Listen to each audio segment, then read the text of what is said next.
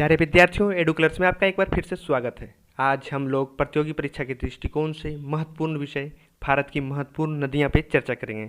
तो सबसे पहले हम लोग नदी के बारे में जान लेते हैं। नदी होती क्या है? पहाड़, झील आदि से निकलकर विशिष्ट मार्गों में बहने वाली जल की बड़ी प्राकृतिक धारा को हम लोग नदी के नाम से जानते हैं। तो आइए शुरू करते हैं महत्वपूर्ण नदियों को बारी बारी से। सबसे पहले हम लोग जानते हैं गंगा नदी के बारे में। पतित पावनी, पाप धोने वाली नदी को गंगा नदी हम लोग कहते हैं। गंगा नदी और बंगाल की खाड़ी के मिलन स्थल पर बनने वाले मुहाने से सुंदरबन डेल्टा का निर्माण होता है, जो सबसे बड़ा डेल्टा कहलाता है। भारत सरकार द्वारा इसको भारत का राष्ट्रीय नदी भी घोषित किया गया है। इलाहाबाद और हल्दिया घाटी के बीच 1600 किलोमीटर गंगा नदी जलमार्ग को राष्ट्रीय जलमार्ग भी कहते हैं। गंगा भारत की एक पवित्र नदी है। ऐसा माना जाता है कि इसे राजा भगीरथ जी ने धरती पर अपने तपस्या के बल पर लाया था। इसका उद्गम स्थल गोमुख है और गंगा किनारे बसे प्रमुख शहर ऋषिकेश, हरिद्वार, प्रयाग, काशी, पाटलिपुत्र, इन शहरों में सिंचाई का प्रमुख साधन भी गंगा नदी ही है। गोमुख से गंगा सागर तक की लंबाई 1450 किलोमीटर तक है। अब हम लोग यमुना नदी के बारे में देखते हैं। यमुना नदी का ये एक सांकेतिक ग्राफ है जो देख सकते हैं यमुना नदी भारत के किन क्षेत्रों से गुजरती है। यमुना नदी का उद्गम स्थल है यमुनोत्री शिखर और ये बसे हुए हैं, मतलब यमुना नदी के किनारे शहर बसा हुआ है दिल्ली, मथुरा, वृंदावन, आगरा। गंगा के समानांतर बहते हुए प्रयाग में गंगा मिल जाती है तथा गंगा के साथ साथ गंगा सागर तक जाती है। गंगा का ये एक बहुत ही सहयोगी नदी है, महत्वपूर्ण सहयोगी नदी है और उत्तर भारत की सबसे बड़ी नदी भी है। इसे कालिंदी नदी के नाम से जाना जाता है। कालिंदी नदी इसे इसलिए कहा जाता है कि कालीन पर्वत से बर्फ पिघलकर इसमें मिलती है, इसलिए इसे कालिंदी नदी के नाम से भी जाना जाता है।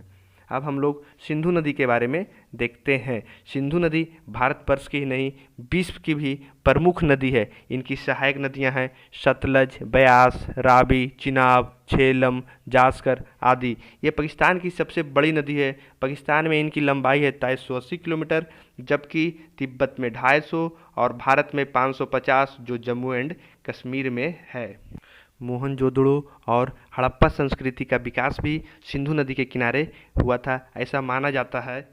अब हम लोग सरस्वती नदी के बारे में देखते हैं। इनका पहले ग्राफिक चित्रण देख लेते हैं। सरस्वती नदी कहाँ से कहाँ तक फैली हुई है। वास्तविक में सरस्वती नदी अब लुप्त हो चुकी है, ऐसा फ्रेंच साइंटिस्ट डॉक्टर डेनिन का कहना है। इनकी चर्चा ऋग्वेद में मिलती है। सरस्वती नदी का उद्गम स्थल हिमालय को माना जाता है। ये नदी हरियाणा, राजस्थान और गुजरात से बहती हुई अरब सागर में जाकर मिलती थी। ये लुप्त हो चुका है, मैंने पहले ही बता दिया था।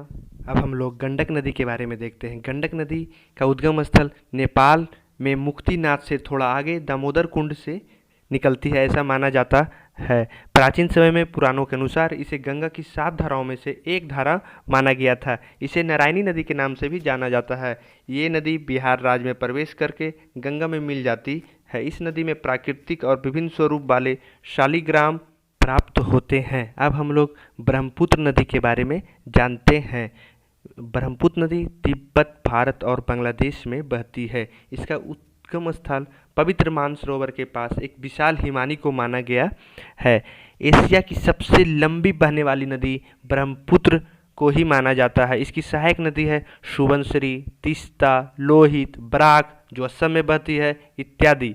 इस नदी का समापन बंगाल की खाड़ी में होता है। ये नदी तेजपुर, गुवाहाटी, डिब्रूगढ़, शिवसागर आदि जैसे शहरों से बहती है। तिब्बत में इसको शाम्पो तथा अरुणाचल में लोहित कहा जाता है। असम में भी इस नदी को लोहित ही कहा जाता है।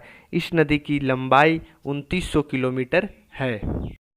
अब हम लोग नर्मदा नदी के बारे में जानेंगे, जिसे प्राचीन काल में रीवा नदी के नाम से भी जाना जाता था। ये सवाल अक्सर आता है, रीवा नदी के नाम से किसे जाना जाता है?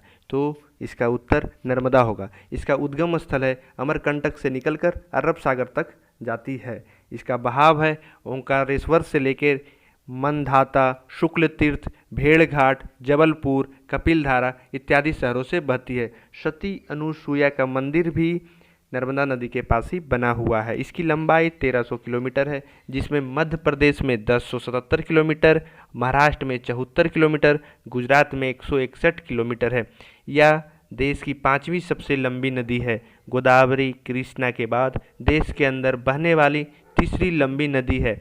ये नदी नर्मदा नदी मध्य प्रदेश की लाइफ लाइन नदी के नाम से भी जाना जाता है। मध्य प्रदेश की निर्भरता नर्मदा नदी पर ही है। अब हम लोग गोदावरी नदी के बारे में जानते हैं। गोदावरी नदी का उद्गम स्थल है ब्रह्मगिरी, जिसका त्र्यंबकेश्वर नासिक महाराष्ट्र में है। वहाँ से निकलकर ये गंगा सागर तक जाकर गिरती है। इसका बहाव है पंचवटी, पैठन, राजमहेंद्री, भद्राचलम, नांदेड़, कोटा, पल्ली आदि शहरों से बहती है। दक्षिण भारत की गंगा भी इसे कहा जाता है। इसकी लंबाई 1450 किलोमीटर है। इसे वृद्ध गंगा या दक्षिण गंगा के नाम से जाना जाता है। ये महाराष्ट्र, मध्य प्रदेश, कर्नाटक, उड़ीसा, आंध्र प्रदेश जैसे राज्यों से होकर गुजरती है। अब हम लोग कृष्णा नदी के बारे में जानते हैं। ये नदी भारत की सबसे लंबी 5वीं सबसे लंबी नदी है और दक्षिण भारत में दूसरी सबसे बड़ी नदी है। इसका उद्गम स्थल सह्याद्री पर्वतमाला में महावालेश्वर के उत्तर में स्थित क्राड नामक स्थान को माना जाता है, जो गंगा सागर तक जाती है। इसका बहाव सतारा, संगाली, रायचूर, विजयवाड़ा, नागा अर्जुन सागर जैसे शहरों से होता है। सामान्यतः ये नदी तेलंगाना, महाराष्ट्र, कर्नाटक, आंध्र प्रदेश से गुजरती है और सिंचाई का प्रमुख स्रोत इन राज्यों का कृष्णा ही है। इनकी लंबाई 1280 किलोमीटर तक की है। अब हम लोग जानते हैं कावेरी नदी के बारे में।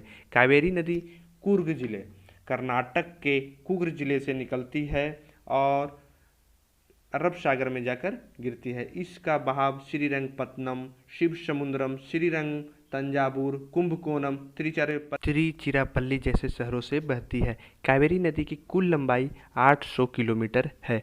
अब हम लोग महानदी के बारे में जानते हैं। महानदी का पुराना नाम चित्रोत्पला है। उड़ीसा का शोक नदी भी इसे माना जाता है। इसका उद्गम स्थल रायपुर जिले के दक्षिण पूर्व में सिंधावा पर्वत से निकलकर उड़ीसा में कटक के पास से अरब सागर में जाकर मिलती है। इसका बहाव रायपुर, बस्तर, बिलासपुर आदि जैसे शहरों से होती है। इसकी लंबाई 860 किलोमीटर है।